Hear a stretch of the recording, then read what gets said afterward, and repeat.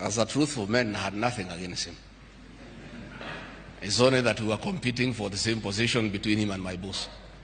Now that he is going for a bigger seat in Africa, all of us, from the president, I, and the rest of Kenya, are behind him. And the Right Honorable Raila Odinga,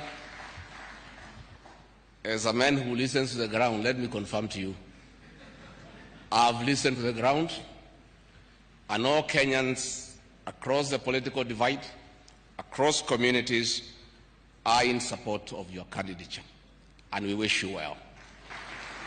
Before I call Your Excellency, let me acknowledge the place of family, not just in our lives, but in leadership.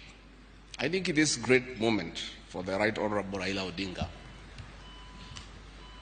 It's appropriate that I acknowledge on behalf of the country the role Mama Ida Odinga has played